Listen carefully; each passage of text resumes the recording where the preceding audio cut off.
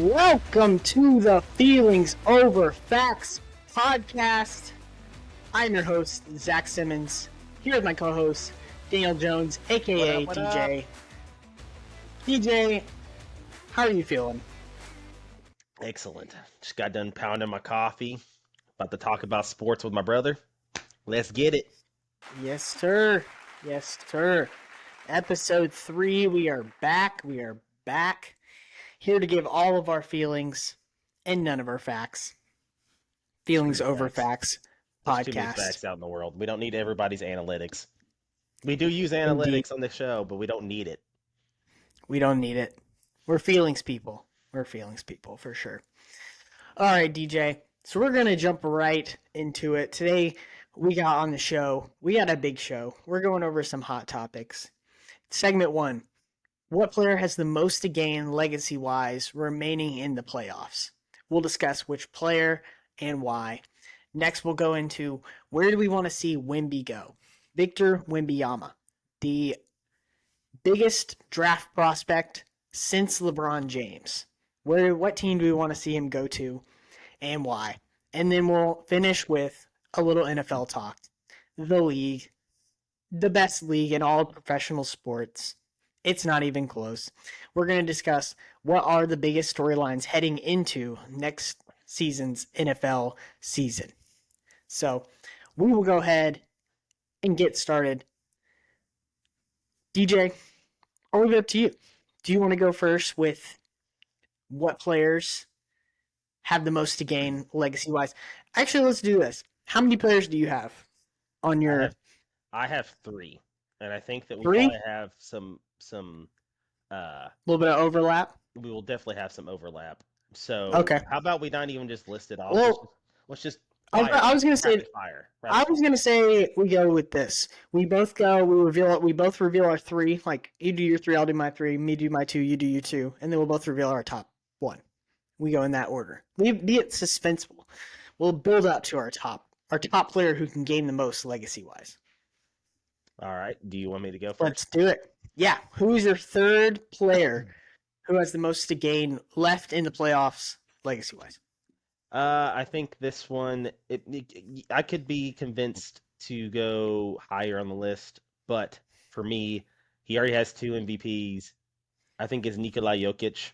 I think you have the MVPs, you have the awards for yourself. Now you need a team award, and I think that if he doesn't get it, he'll be one of those MVPs that it's like one of the best players that never got the ring, kind of like Charles Barkley-esque. So I'd like to see him get a ring personally because I love his game. I think he's been playing out of his mind. They're up on in the series now, and I'd love to see it happen for him, and I could see it happen. But he definitely has he's my number 3 for me. Nice, Nikola Jokic for sure. More on him later for me. My number 3, I'm gonna go with Kevin Durant. Now, Durant is a made man. Durant has 2 NBA championships. But the big knock on Durant right now is that he cannot get a championship without Curry, without the Warriors dynasty, without a team that was already winning championships before he arrived, a team that he lost to in the Western Conference Finals. And I think that Durant is on the cusp. He's right there of possibly entering that top 12, top 10, maybe NBA players of all time. I mean, at least talent-wise, you have to give it up to Durant. He's up there as one of the best players in NBA history. Like maybe not legacy-wise, which is why this championship could be so big for him.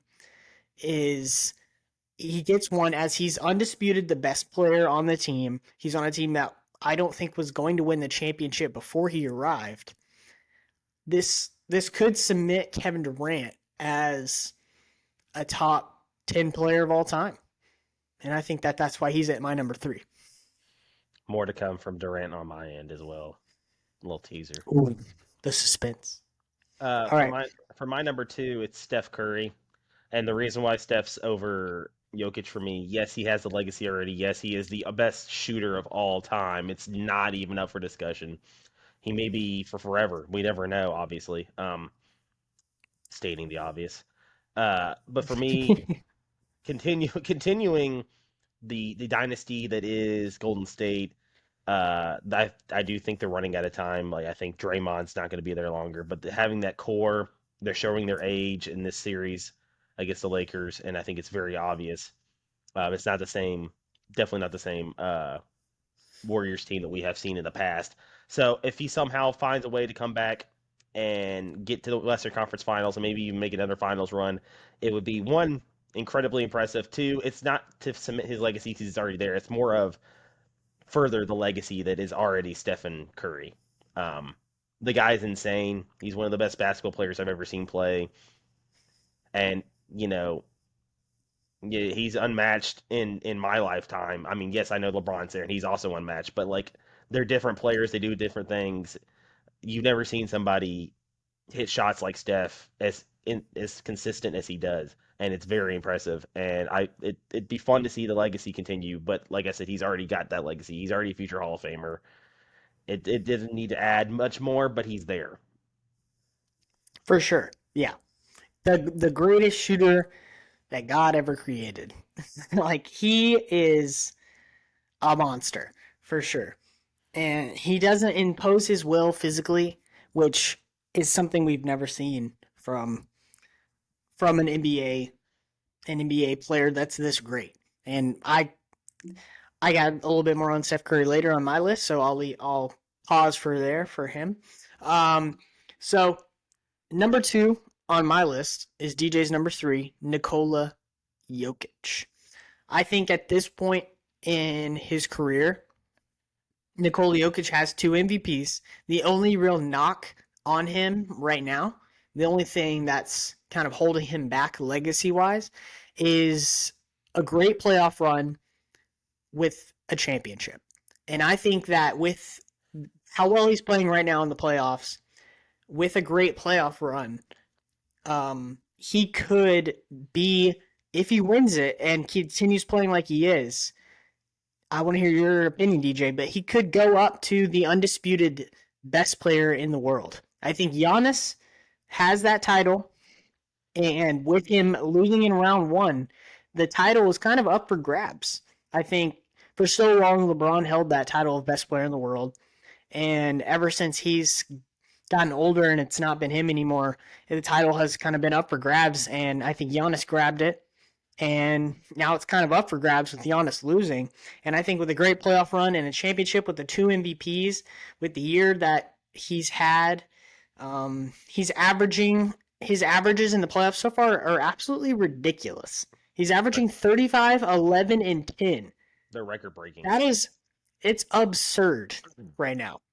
In losses, I don't know, this is weird that he's averaging this in losses, but he's averaging 42, 12, and 11 in losses. You could divide that in half. That gives you 21, 7, and 7. That is currently what LeBron James is averaging in the NBA playoffs. Half of what Nikola Jokic is averaging. So it's kind of ridiculous what he's doing right now, and I think he could be the title of best player in the world if he wins the championship. So I don't disagree that if he wins a title, that it kind of does help that. The part of it that I still think it's Giannis's right now because I think Giannis shows that he's the best, like at all time, best player in the world right now. Only because he does have the title, so it shows that he's not just a statistical monster like Jokic is. Yes, Jokic needs a title, in my opinion. It kind of helps my point a little bit that it helps his legacy because, hey, yeah, you got the stats, but you didn't get the rings. He needs the rings like Giannis has. I think if we're going best player in the world, he's up there. I think he's also fighting with Luca at some point. I think Luca is going to get there too. I feel like we're not really focusing on Luca because of what the Mavericks were with this year, but uh, that's a different story for a different time. But if we're just talking about Jokic and Giannis, it's 1 and 2, and it's very close. And I do think the title helps him a little bit. Yeah, for sure. I agree. DJ, you're number 3? Or You're sorry, you're number 1. my You're number number 1. one, We're and kind of from 3 to 1. Counting is hard. I think he was your number three. Was mine Yep. is Kevin Durant, and there's one sole purpose. Everything you said, yes, I agree with. The thing about Durant's titles, he did it with Steph and the Warriors. He has to, and Charles Barkley has hit on this in the past, and I completely agree. He has to win one on his own for his legacy's sake. You have to win one on your own, and this would be him winning one on his own. It's not looking great right now, but I mean, he's got the cast around him. This is he is the number one guy, like you were saying, for his legacy. He has to do it, not because it's taking anything away from his titles at Golden State, but he needs it. This is a necessary need. And I think people thought that's what he was doing in Brooklyn, but it didn't work. Um, Yeah. in general, we see that this does matter for your greatness value. And that's what you're talking about right now is legacy, greatness. And I like KD as a top 10 player all time, but I need that title by himself for me to solidify it. Yeah, I can't put him in top 10 without a title where he's no doubt the guy. Like his Golden State Warriors championships, you can look at his stats. He was probably the best player in those championship runs. But I don't super like they were winning championships without him, and then you add a Kevin Durant. Like I don't know, it's tough to say that like obviously they were gonna win an NBA championship, but it kind of had that feel of like obviously they're gonna win this NBA championship. That's It would kind of have how been it felt like. a huge letdown if they didn't. Yeah, the only time they didn't was when Durant and Curry got hurt, and then that's when And Kawhi in Clay. Toronto And Clay. and Clay. Yeah, Clay tore his ACL. that was the only time in that run that he was there that they didn't win was because of injury. So it's hard to give him a lot of credit for those championships. I definitely credit him for winning it. Like you win a championship, you win a championship, but like not all championships are equal. You know what I'm saying? What? The level of difficulty I agree with. There is certain criteria that if you go through it and you win it solidifies it for I feel like the sports fan and the sports writers and people that talk about Legacy it. wise, which is Yes, what we're talking about. yes. There's No, championships no doubt Hall of Famer like regardless of what happens. like But whenever LeBron carried that first Cavs team to the championship, that helped his legacy because of how amazing that was. Even though he didn't win the championship, he I got could argue got that helped his legacy because that was absolutely incredible. it showed that he could get there and he just needed the help to get over the hump, which he eventually got. Right. Let it be many years later, but he finally got it. He got there. That was an incredible run. You're not wrong. It did. It showed that LeBron wasn't just a regular season guy. There's those people that are here, regular season like Julius Randle. This is not a great comparison to talk about Kevin Durant, LeBron James, and I bring up Julius Randle. You know what I mean, though. Like great regular season player when it comes to the postseason. I mean, look at the Knicks right Yep. now. They're down Some 3-1. some people are some people are regular season players and some people are playoff players. Jimmy Butler is a playoff player. He elevates vastly in the playoffs, whereas Julius Randle goes backwards a little He bit. It seems like dissipates. He dissipates. He just kind for of sure. goes. I mean, yeah, I mean, you It's score hard to 20, argue. you score 20 points regardless in any kind in the playoffs or the regular season. That's not bad, but like if you're Julius Randle, you have to be the guy, and that's what they're expecting of Yeah. him in New York. And yes, he is injured, but like I said, you're completely right. Regular season, postseason guys, there's a difference. Yeah, for sure. Totally agree. All right, wrap this up with my number one. You alluded to this earlier. My number one is Stephen Wardell Curry. Steph Curry is, like we said earlier, everything that you said, I obviously agree with. The greatest shooter we've ever seen. It cannot be understated the just impossibility of some of the performances that he has from three. He, if you look at his numbers, he's not a great clutch shooter per se, but he is, in my opinion, the best dagger three shooter we've ever seen.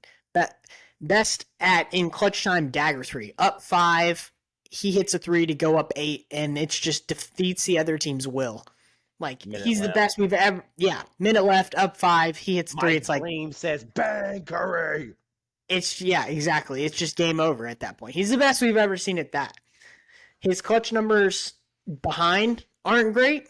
Um, so that's definitely a little bit of a knock legacy wise on him, but you know, but for this title, if he wins it and he gets five, I think that there's a gnat in my face.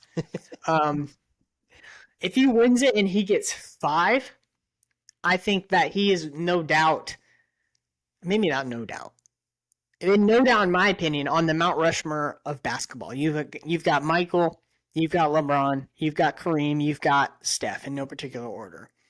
That would be my Mount Rushmore of basketball. You've got four players there that have changed forever.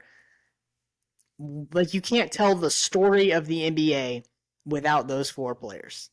The revolution of the 3 point that Steph Curry has created, and with a fifth championship, it would be hard to knock him from that status, in my opinion, and that's why I think he's got the most to gain, in my opinion, legacy wise. Fair points. We agree on a lot, just in different order. But I don't think it really We're matters. the same three players, just different order, right? Yeah, I mean, and no, we didn't plan that. We're just big brain. What can I say? We're just smart guys. Well, you know. For sure. All right, so we're gonna move right along to Ooh. our second segment. All right, segment number two. We're talking about where do we want to see Victor Wembanyama go. The draft lottery drawing is a month and a half away. Next Tuesday. Okay, it's next Tuesday, folks. I'm a little bit off. So yeah, next Tuesday. I didn't realize how relevant this segment was, so I'm glad we're talking about this. The timing of it's impeccable. Yeah. All right, so I'll go ahead and go first on this. We'll we'll do same as last segment. There's 3, 2, 1.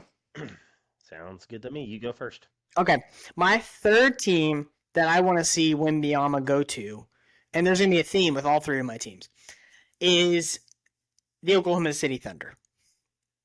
Well, I'll do two.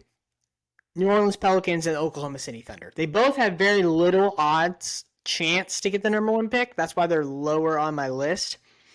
But Wembanyama goes to either of those teams, the Pelicans and the Thunder, especially, I think, the Pelicans, immediate contenders. Like Zion and Wembanyama with Brandon Ingram, like that team would be just absolutely And CJ a McCollum. a force. Like that is something I would love to see. Just immediate rookie Wembanyama on a contending team like the Thunder or the Pelicans. SGA and Wembanyama. That would be the pick and rolls of those two. Oh my goodness! Please just give it to us, Can NBA. you I know that imagine you. them I know as you rig this stuff every year. Give us that.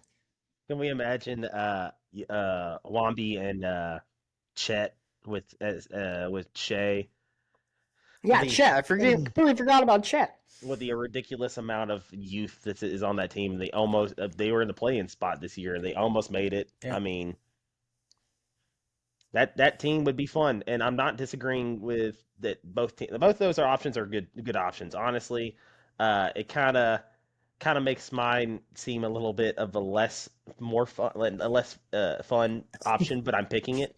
My number three is the Detroit Pistons, a team that has one of the top three teams that has the highest odds to get it.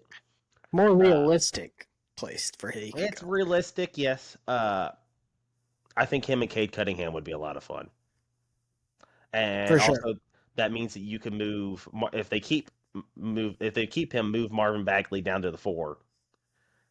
And good lord, that team could be fun for the next 3 to 4 years. And I'm not saying they're going to be a title contender anytime soon, but they would be on a very good chance to actually have that a title contender in the Motor City again. It'd be a fun one. Uh, Plus, also, hopefully they stop. I know Kate Cunningham's been dealing with some injuries, but hopefully they stop like ending a season early because I want to see the guy play. Um, so hopefully they actually be in a play-in spot at least for this first year, which is, like you said, a more realistic view on it. Um, and I'll Yeah, go for ahead sure. and He'd be fun with the Pistons. I go ahead and tell. I'll say my second one, so that way you can say your second one after that. Mine's the Spurs. So I went the top two of the top two of the top three teams that have the highest odds to get him in the lottery. 14%. I like for some reason it just feels right for an international superstar to go to San Antonio and get coached by Popovich. That just feels like an NBA storyline in the making, and he's going to start their next dynasty. And I'm not saying their team's not as set up as some of the other teams that like you said, OKC and the Pelicans would be a lot of fun and they'd be set up for immediate success. It'd take another year or two before I'd be like, oh, the Spurs, here we go. But it'd be so much fun. I just think him under Popovich would. Wemby with the greatest coach of all time, like It's written in the that would be stars. something. Now, do we know how much Popovich has got left? No, but it would be a blast to see, and I would love it because as a basketball fan, you can't ask for much more. He's There are already people out there that think if he doesn't get him, he could retire. Like he could just say, "I'm not really into losing basketball very much anymore. I'm I, gonna they call have it a some day." solid players on that team. I like Keldon Do they? Johnson a lot. Keldon Johnson's solid. Yeah, he's their best player. Keldon Exactly. Johnson's your best player. You're not like that's a problem. I'm not saying he needs to be their best player continuously, but I'm saying he could be a great third or second. I'd rather him as a third option if I'm planning out an NBA franchise. But I'm telling you, man, like he's had the success with international superstars. He's had success with big men, Tim Duncan, the Admiral David Robinson. It fits the criteria of what Popovich works with, and I think that Popovich could also get the most out of him, but also Wamby he's got a personality. But I think that Popovich could manage that personality because Popovich demands a certain level of professionalism, and it could help him grow up more and get him on the right path. I do think, like in the NFL, like in the MLB, like in any other sport, fit matters, and I do think that this fit hits really well for San Antonio and for Victor Wembanyama. For sure. I that would be he's not that's not on my list, but if he went to the Spurs, I would not be upset about it. That'd be pretty cool. All right, number two for me, I am going with the Dallas Mavericks. Consistent theme of my list for Wembyama. I want to see him on an immediate contender. The Mavs have a very slim chance to get him. I think it's like 2.5% chance to get him, which is not very much. It's more than the Pelicans. Pelicans have 0.5% chance to get him. Plus, also, Um, if the Mavericks, if it goes to a certain pick, it goes to New York. So, oh, Wemby in New York would be very fun. but I think if it's higher up, it's not going. Honorable mention on my list, the Knicks. They need them. Yeah. So Dallas Mavericks, Luca, Wemby. You've got a international superstar team with an immediate contender. I mean, the Mavericks were in the Western Conference Finals last season, and And they went and got the biggest it answer to team sports in Kyrie Irving.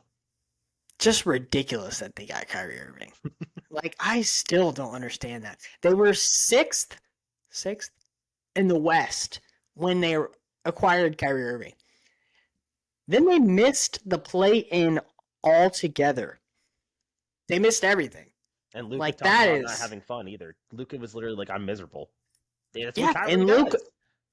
exactly. And Luca's one of the most like happy-go-lucky like personalities that you'll ever see. Like if you watch interviews with him, like he's like a little kid in like a man's body. And Kyrie ruined that, but we're getting off track. We're talking about Wemby here. Um, You talking about a potential teammate? It counts. yeah, that's fair. I don't think Kyrie will be in the Mavericks next year though. I Man, think we're for look Mavericks fans, he you better hope not. wants yeah, with how badly this went with him being there, I think we're that it's gonna be a sign and trade type deal. I think he wants a big contract, and I don't think the Mavericks, with how poorly things went this past season, are gonna give him that. And I think that Wemby, Luca, the surrounding cast that they have, you're looking at a title contender within Wemby's first couple years. So they're my number two. It'd be pretty darn fast. That'd be a fun one too. And I think that means you can finally move Christian Wood to the four as well and space out the floor very easily. You have a legitimate shot blocker, great defender. They're missing a big man. That is what they need. Um, that's a great fit. I like it. And I think that it would, man, him and Luca would be so much fun. I'd be a what's the word? I guess surrogate Mavericks fan. Like I'm not actually a Me too, Mavericks fan, man. but I'd be a surrogate. I like, oh yeah, sure, I like the Mavericks. It's like you're not rooting for them per se, like you root for your own team, but if they had success, you're like okay, like I can get behind that. I'm happy for them. Yeah, you're number two, DJ. It'd be my number one because I already did number two. But I think it's You're the number one, same. DJ.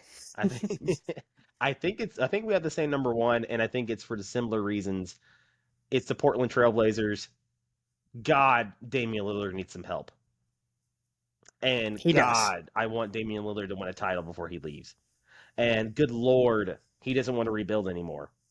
But if you are going to rebuild, might as well get the best prospect since, like you said, maybe LeBron James. I hope like that's what the potential's there.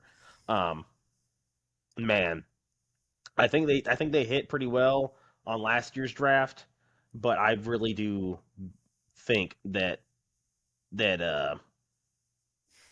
he could use a center like Wemby. And if you're a Trailblazers team, you're begging for something like this to happen because it would immediately push that we're kind of tanking forward because you could tell that Dame's not happy. You could tell that that team isn't surrounded as well as it needs to be. Uh, I like Shannon Shannon Sharp. I can't say his name. Good lord, too many S's. Uh, Shaden Sharp, Shaden Sharp. maybe. Thank you. I like that pick. I think that he's got a very good chance to be very good pretty fast, and he showed a lot this year. Um, but Dame's ready for a win now situation, and I don't think you can get a better situation than you getting Womby, and you just go for it. Get a couple free agents, push, push for a playoff. Yeah, for sure. That's my number one as well. Like you said, the Portland Trailblazers. I think that it's crazy that we've seen a player like Damian Lillard, like a consistent top 10. I don't think it's even debatable. Top 10 player in the NBA for the past 7, 8 years is what Damian Lillard's been. It's crazy to never have seen him in NBA Finals, and he's only been in one conference finals. He was in the Western Conference Finals one time, and it was against the Durant Curry Warriors, and they just got stomped. So it's crazy that we've never seen really meaningful playoff basketball from Damian Lillard, and that's why I have Wemby as my number one, where I would want to see him go, because I think that that would put the Trailblazers with him, with Damian Lillard, as somewhat of a contender. They would have to make some moves, add some players. I think that if they got Wimby, they would straight go into like a win now type mode, and they could, probably convince some other players to play, because I think Dan Lillard's liked around the league. I think that people would want to play with him, and I would love to see Wimby go there and see Damian Lillard be relevant again, because at the moment he's putting up 70 points a game and they're just losing every time. I mean, you're talking about clutch shooting. There's no better clutch shooter than Damian Lillard. Man, Yeah. it's to send people home so fast. It's not even funny. Wave goodbye to Russell Westbrook. It's very easy to do when you're Damian Lillard. That's true. Yeah. All right. So we're in two segment number three. Finishing up, we're going to go ahead and talk about what are some of our biggest storylines heading into next season's NFL. These can be any kind of storylines, any storylines that we think that everyone is interested in. These could be storylines that we're just interested in. So we'll go ahead and start with me. I'll go ahead and start, DJ. What's on your radar, brother? For sure. So you have three? We doing three? Yeah, you can have more. Okay. More than three. Well, my number three is I'm gonna go with OBJ to the Ravens. Odell Beckham Jr. and Lamar Jackson. There's been so much drama with this Ravens team heading into this 2023 NFL season. The contract disputes with Lamar. So many people thought that he may not even be a Baltimore Raven for a large part of this offseason. I mean, there was a long period of time where I thought that he wasn't ever going to play for the Baltimore Ravens again. So the fact that he is there, I think, is in large part due to one of his good friends, Odell Beckham Jr., getting brought in by the team. I think that they brought him in knowing that it was going to help with their case to keep their star quarterback. And Odell Beckham Jr. is one of the most electrifying, talented receivers we've ever seen in NFL history. And I know that sounds crazy to say, like NFL history, Odell Beckham Jr., but if you look at his stats, if you look at some of the plays he's made, it's not too far off to say that just by a visual, electrifying stance, Odell Beckham Jr. is one of the top receivers in that regard. And seeing him with Lamar Jackson, with all the drama that's happened with this team, I think that storyline wise, watching this Ravens team is up there for me as one of the top ones. I like that one. It's a big uh it's a big need for the Baltimore Ravens. I like the fit that because I think Odell could help Lamar become a legitimate pass catcher or pass thrower, I guess technically. Sorry, he's not gonna catch the ball.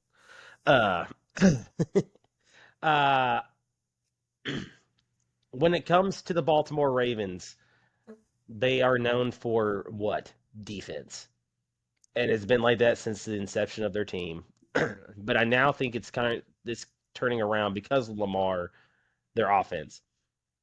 And like you said, it has been dramatically filled. And you said that Odell was one of the most electrifying players with all his if you can call him electrifying, you can call him polarizing. He does thing, he gets beat up by a catching net. He gets beat up by Josh Norman. Him and that was just quality TV right there. Let me tell you. Makes these incredible one-handed catches. Most followed in NFL player on Instagram, Odell Beckham Jr. That's the kind of stats you don't get anywhere else unless you look it up yourself. There you go. Uh, it's an interesting one. They definitely needed the position. It's been pretty much Rashard Bateman and anytime and Mark Andrews, and anytime one of them is out, he's screwed. Especially since they traded Hollywood Brown away. Um, So I'm excited to see that one. That one's an exciting one. The Ravens in general are kind of an interesting one, along with that whole division, because honestly, he could go anywhere with the talent that is in that division. Um, but I like that one. That's a good one. It's a good one to look out for. Definitely be keeping the eyes Thank on you. the Ravens.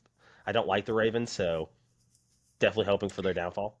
Titans versus Ravens, In London, London, I cannot believe. Tottenham Hotspur, Hotspur Stadium. Yep, nothing better than watching the Ravens play in a toilet bowl. Exactly. Uh, I can't believe that they moved that game to London. I can't believe they took that away from our home fan base because we wanted to. It's the Titans' biggest rivalry game. Like even division wise, like the Titans and the Ravens like don't like each other. To That was put that back whenever game they used to in, be division rivals. yeah, exactly. To put that game in London, like overseas, a rivalry game is I don't know. That's kind of whack from the NFL. I would have liked to seen that game Lack of in awareness. in Nashville where it was going to be played. So kind of sucks. Agreed. But I'm excited. I'm excited to see what the Ravens got. I think that they added some pieces, and Odell being one of them could be exciting. Also, we haven't seen him since he tore his ACL in the Super Bowl. So what does he have left? It's a big question Yeah, mark too. he's old. He's coming off a ACL injury. It's it's very interesting to see what he's gonna do. It is. My number three has to do with a single team, but the most important position, and that is one Jordan Love, the new starting quarterback of the Green Bay Packers. We have seen glimpses of what he looks like in games. He started a couple games because of Aaron Rodgers' injuries. He played some garbage time and actually looked pretty decent, in my opinion. But we really haven't gotten a full scope of what Jordan Love is. They love him, or they wouldn't have taken him, and they wouldn't have traded Aaron Rodgers away. I still think the biggest problem is they don't have any legitimate receivers. And Aaron Rodgers leaving, I don't think is going to help. Hey, let's go to Green Bay. I want to be a receiver for Jordan Love. It's not a free agent hit spot. They didn't really help out as much in the offseason as you would like as a quarterback. Um, it's the end of an era, and I'm excited to see what Jordan Love's going to be. Can he live up to the to the pressure of being a Green Bay quarterback? I mean, it's a very kind of like the Colts. It's a spoiled fan base with quarterback in it with There's no way they can have three Hall of Fame level quarterbacks in a row. There's no way, right? is there no way? I like you said, it's scripted. The Hey, that's why it's one of our top storylines going into next it year. is because like what are the Brett likelihood Favre, Aaron Rodgers, and then Jordan Love Jordan comes out of Love. that. Yeah, like I'm not. Listen here. We're definitely not saying that he's a Hall of Fame level quarterback because he's not. We don't know, obviously. But for me, even like what happens if he doesn't work out?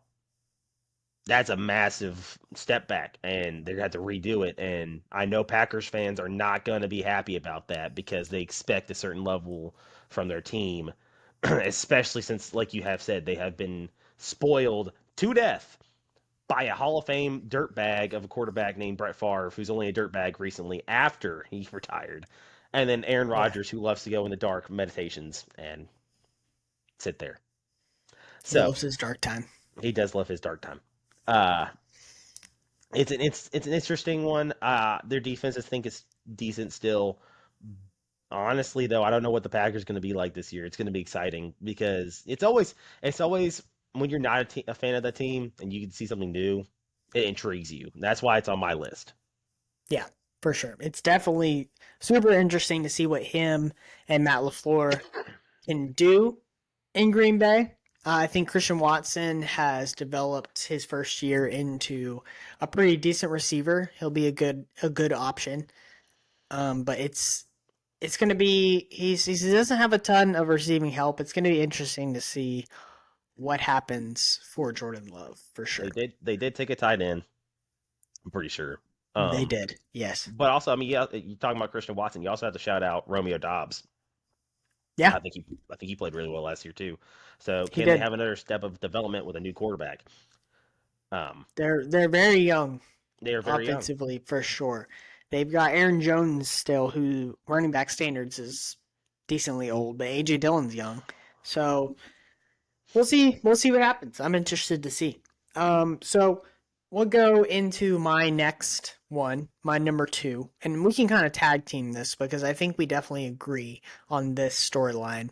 And I'm going with Aaron Rodgers to the New York Football Jets. Um, Jets. Go Jets! Shout out Joey. I'm gonna put a picture of Joey's face right here. Um,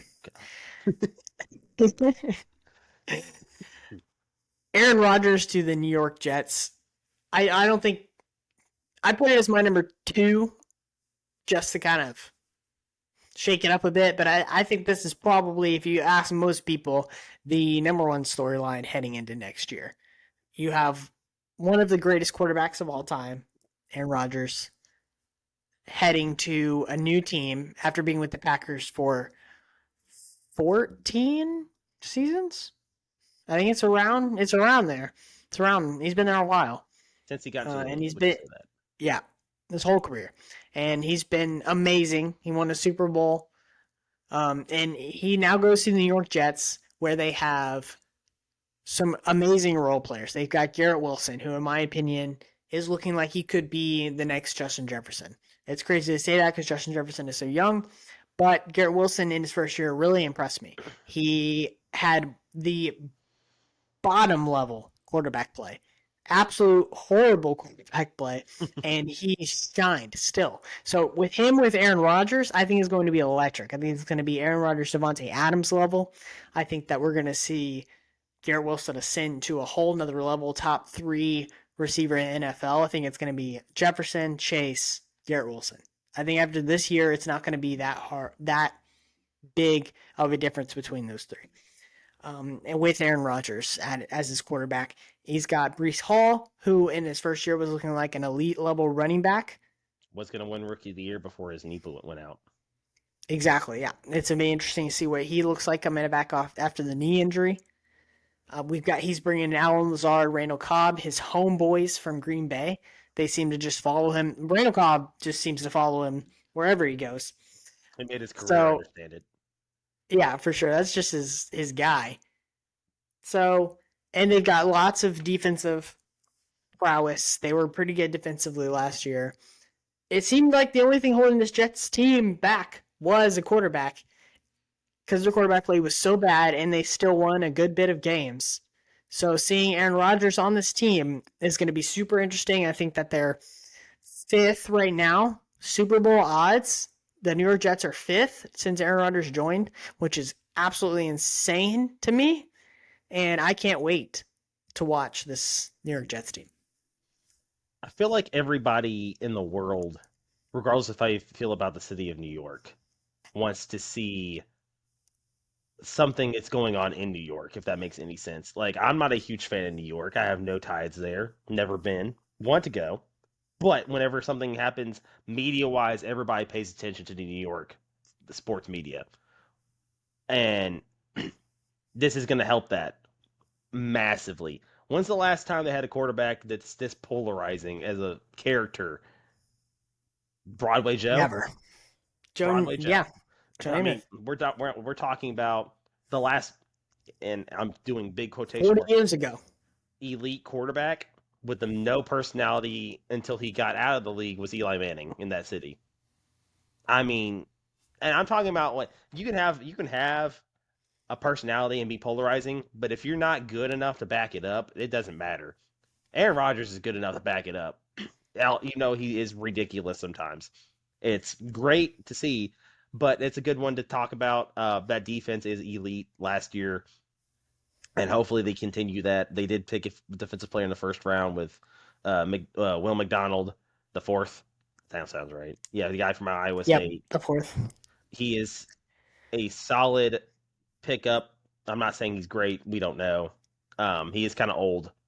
But Sauce Gardner might be one of the best corners in the league in the next 2 years. He might be top 5 right now, just like active corners in the league. Guy is insane. If you look at the underlying stats, corner wise, Sauce Gardner is already a top 3 corner as a rookie. That's why I'm saying it's not far fetched. I'm saying like name a better corner than Sauce Gardner and Jalen Ramsey right now in the league. I don't think you can. I that's my point. Top 3, top Yeah. 5 doesn't matter. He's up there. Quentin Williams played really great last year. He's finally living up to his draft billing, which is great because he stayed healthy. They have some great pass rushers. Honestly, the biggest need besides quarterback was offensive lineman, and they needed to keep their O line. And Mekhi Becton's got to stay healthy. That's a big old boy who could stop people from getting to the quarterback if he stays healthy. He's lost 50 pounds going into this season. I saw an article about how much weight he's lost and the shape that he's gotten into. So it's looking like he's going to be coming in to this next season with the best shape that he's been in since he's entered the NFL. And he's projected to be a right tackle too. Just Right? just Aaron Rodgers, that personality in the New York media, like this is must see TV. Like this is just everything that you want in in a storyline going into the season. Like this is what makes the NFL what it is. Like this is what we want to see. So Over under on primetime games in for the New York Jets this year. What would you put the over what under is on? the max that they can do? 5, 6. I could see five for sure. Five primetime games. Aaron Rodgers in like New York.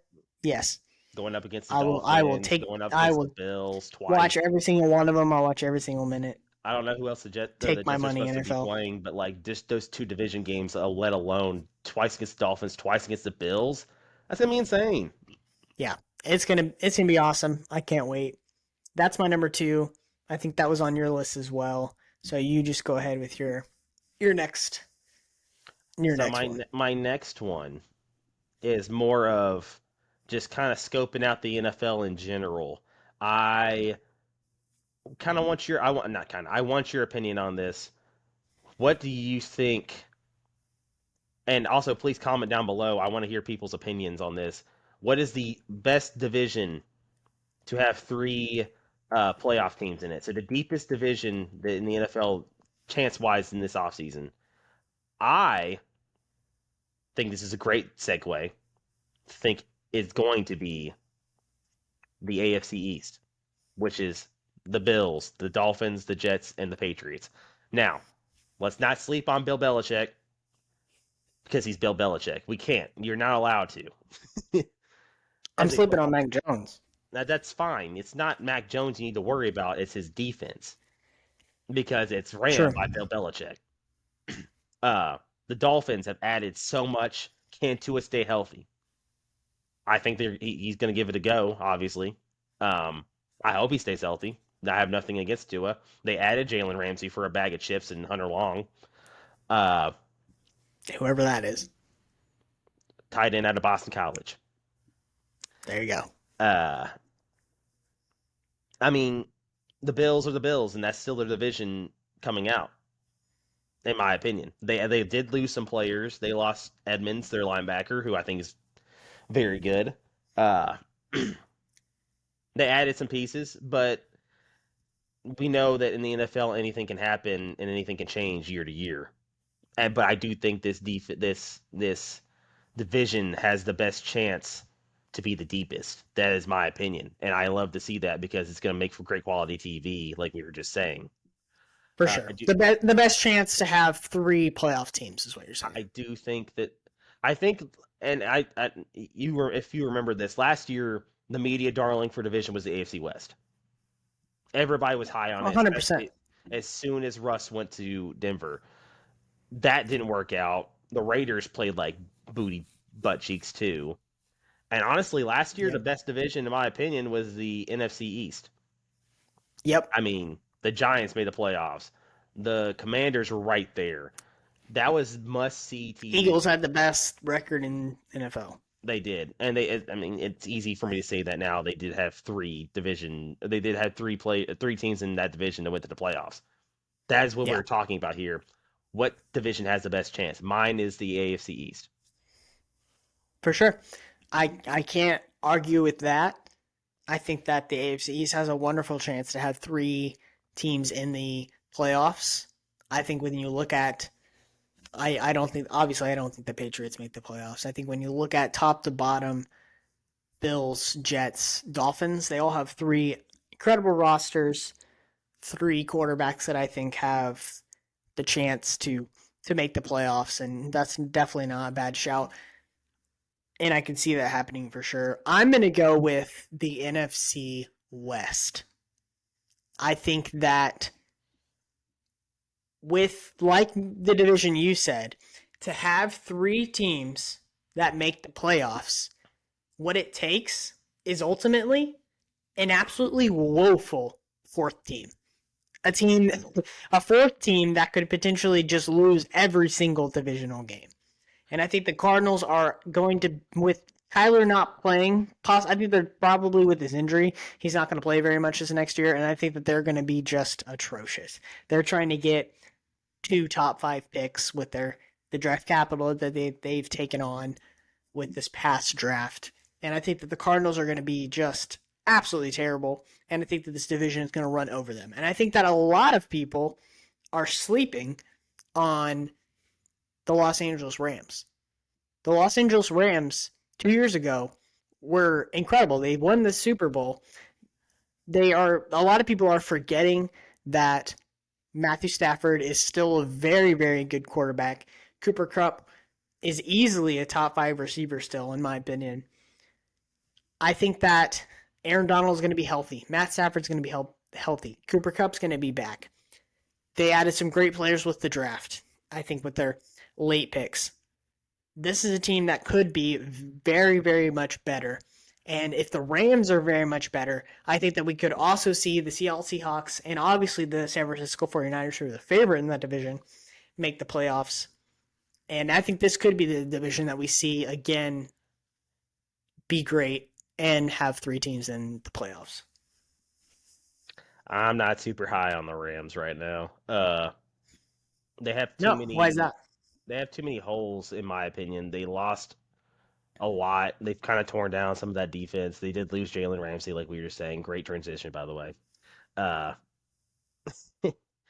Playing I that. I just don't love like what does Matthew Stafford have left in that arm? We don't know. That's why he didn't play much last year because his arm was kind of a big question mark. He got his Super Bowl. Does he have anything else to play for? I don't know. And yes, Aaron Donald's the best defensive lineman in the league, bar none. It's not even close. But what else do they have on that defense? They have lost a lot. And I do think that Seattle and I do think San Francisco both make the playoff next year. I do not trust the Rams. I think that's two teams in that division that are probably going to be picking pretty high. If the Rams even have their pick, I don't know if they do. I honestly don't remember because they have traded it away so many times. I I can't tell think they you. have they definitely have the first round pick next year because they didn't have one this year because of the Stafford trade. Right. But I think they have one this next year. I think that they're the Lions picks from the Rams are done. That's so that's man. They gave away. I mean, it worked. You won the Super Bowl, but you You won gave a Super away. Bowl. It's hard to argue with what you gave away at that point. You know, that's the point in trading draft picks like that to acquire a quarterback like Matthew Stafford. You win a Super Bowl. After that happens, it is what it is. But yeah, that's the division I see that could have three playoff teams. So finally, on to my number one biggest storyline heading in the next season. I'm going to go with Patrick Mahomes chasing Tom Brady.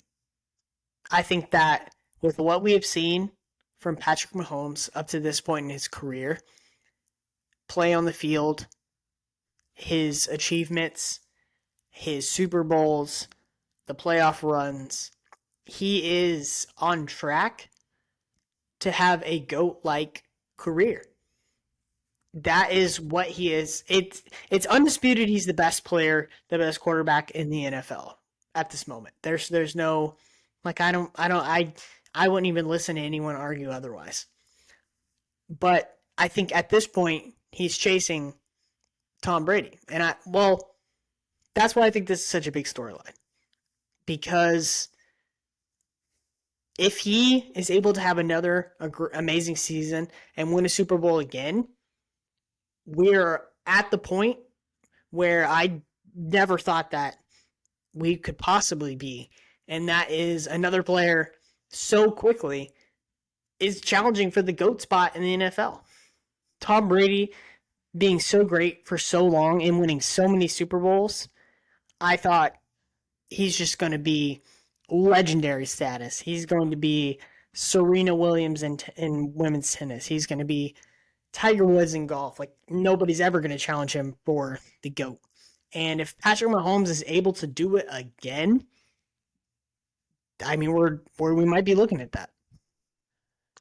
It is not as far fetched as some people used to think it would be to catching Brady. Yes. He's got a lot left of his career too, and if he's already hitting three Super Bowl titles, it'd be because he's already at two. He's He played in is. Yep. three. I mean, his first year he started, he was literally an overtime away from from beating the Patriots and going his first year as a starter. The man has man. Patrick Mahomes only knows how to get to the AFC title game and either win it or lose it in heartbreaking fashion. Last 5 years. It's insane. It's The insane. the AFC Championship has been in Arrowhead the last 5 years. That's so crazy. And I mean, that fan base, don't get me wrong, I don't love it as a Titans fan, but like, talk about a fan base that was sitting there waiting for it. They won one of the first two or one, the first or second Super Bowl, and then went on this big old drought of not doing anything. First was And the Packers. I They think may the have won the second second one or third. is the second one Yeah. or third, yeah, something like that. But then went on this big old drought, didn't win anything, sat there thirsty, passionate, and now they have a generational quarterback. I mean, we may never see anybody play like Patrick Mahomes and be able to do the things that Patrick Mahomes does. As a fan of another team, it's infuriating because you want that to be your team, but you can't do more than just root for the guy because he is a good guy. He works hard. You could tell that he puts everything into the game, and it's incredible to see some of the things that he does. He's not someone you want to show a young quarterback and be like, "Hey, play like this guy," because he's different. He's offbeat. He does play the quarterback position a little bit abnormally, but that's what makes him so great is that he can. It's kind of like Steph Curry. He does things that you don't coach, but it works, and he's incredible. Exactly. Yeah. It's like, no, no, no, don't do that. Oh, it worked. Okay. Fair enough. Proceed. No, no, no. Yes, good job. Exactly. That's Steph Curry, that's Patrick Mahomes. It's insane. My number one position, or I guess storyline for this next season, for me personally, we're sticking with quarterback, and it's all the rookie quarterbacks that just went into this last class.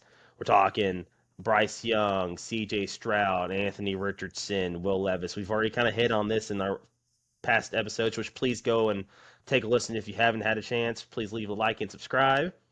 Uh, we For sure. are in this age where young quarterbacks are kind of demanded to play at a high level.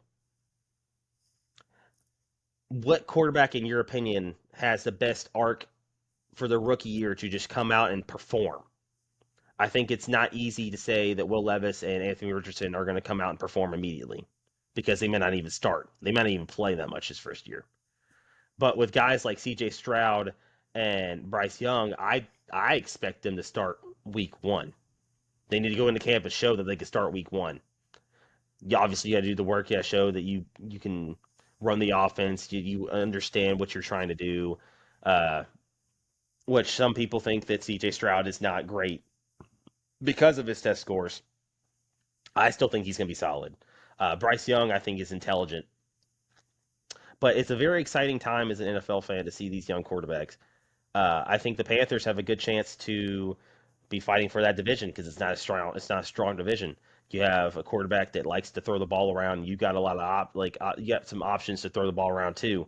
Uh, I see uh, C.J. Stroud showing out better than people maybe thought near the draft process because for some reason he dropped off the board for some people, and I've always liked him. I thought he showed a lot of accuracy and decision making. He's not athletic as some people were saying that Bryce is, but I like him a lot in the aspect that he makes the decision, he makes the passes, he can fit it into those holes, which you need to do in the NFL. And I think that's what the Texans were missing.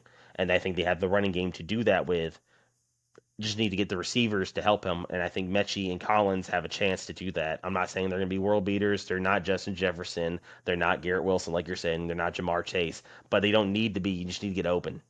And I think that CJ's got a very good chance to do that. I like the two of them. Now, talking about the other two, I think Anthony Richardson and Will Levis will be great preseason watches this first season. I will be keeping my eye on both of them because they're going to be entertaining.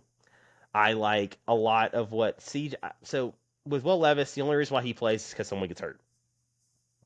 I think Yeah. Anthony Richardson has a better chance to start week 5, week 6, week 7, week 8 in that gap. There's going to be that gap where they play They may play it by ear. They may play him depending on what their season's looking like, and it's going to be must watch TV. That's for sure. But if I had to bet on, if I was a betting man and I had to put my money on who's going to start the most games, it's Bryce Young, it's C.J. Stroud. The other two, we'll see and wait and see maybe next year. But it's going to be exciting to see these guys take the field and see where they can elevate or downgrade a franchise. And I think there's a reason why quarterbacks went 1 and 2 because I think those guys have the chance to do it. Yeah, for sure. It's super interesting to see what these rookies, because there's so many highly touted rookie quarterbacks that came out of this draft. Bryce Young, C.J. Stroud, Anthony Richardson, Will Levis. Those are the top four that I feel like everyone is super intrigued to see what they can do. I slightly disagree with you. I think that Anthony Richardson has potential that he's going to be a day one starter. I think that with being a top five pick, I would be very surprised if he wasn't the starter week one. I think that he'll beat out Gardner Minshew and he'll be the starter week one. But I do agree with you that if I was placing a bet on who was going to start the most games, it obviously would be Bryce Young, C.J. Stroud. Those are no doubt day one starters. But yeah, I'm right there with you. These rookie quarterbacks.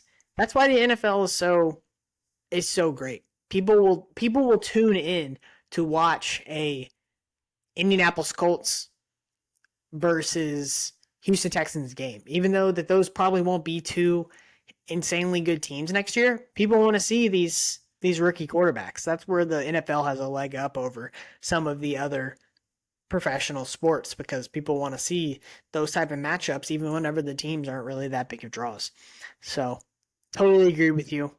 I'm right there with you.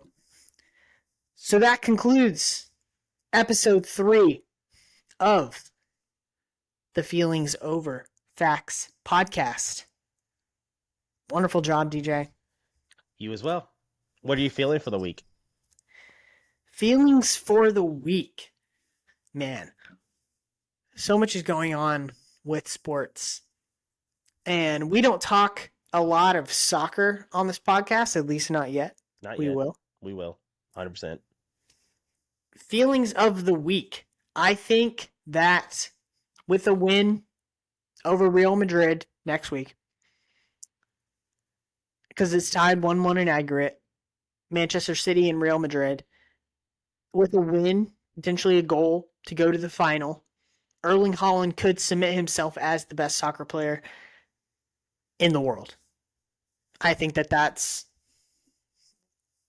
he could, like, people debate Mbappe, Haaland, best player in the world right now, best player going forward, who's going to take that title as the best player in the world from Ronaldo, Messi. I think Haaland could cement himself as that player with this Champions League title. With a great chance at winning the treble, which, if you don't know what the treble is, it's winning a domestic cup, the League Cup, and then Champions League or Europa or so on and so forth. Highly desired in the football world. It is. The football world. Your feelings of the week, DJ, before we go. Feeling of the week. So I had a couple, but I feel like one's going over than the most of on my list. I have to say that AD is saving LeBron's bacon, and they're lucky that he's healthy right now because if he wasn't, they wouldn't be this far in the playoffs. It's hard to disagree with you. AD has been the best player on the Lakers, but I wouldn't say he's saving LeBron. I mean, LeBron's 20 years in, he's 38 years old. To expect LeBron to carry a team at this point is kind of ridiculous. But I don't disagree with you. Because he's LeBron James and he's held on such a high standard. So why is it that ridiculous? I don't know, because people weren't saying that about Michael Jordan his last year with the Wizards. That's completely different, though. Here's the thing. Different training regimen, different athletes, different knowledge and health. I mean, Michael Jordan used to smoke a cigar every day. LeBron James doesn't smoke. No, he does not. He would never do that. That we know. Actually, I agree. That's not true. I'm sure he actually has, because when he wins titles, I'm pretty sure I've seen some stogies. But anyway, Yeah, some getting off topic. championship winning But cigars. no, But I'm just no, I don't disagree with you. AD has been absolutely elite in these playoffs. He's been the best defensive player in the playoffs for sure. He's averaging 4.2, I think, blocks a game, which which is is insane, crazy. insane. That's nuts. So he's definitely been the best player in the Lakers. I disagree that he's saving LeBron, but It's not even just saving LeBron; it's saving the Lakers. Let's say that. I say yeah, I LeBron agree with because you. LeBron is the Lakers. He's the coach. He's the GM. I don't care what anybody says. He really is because it's LeBron. That's what he does.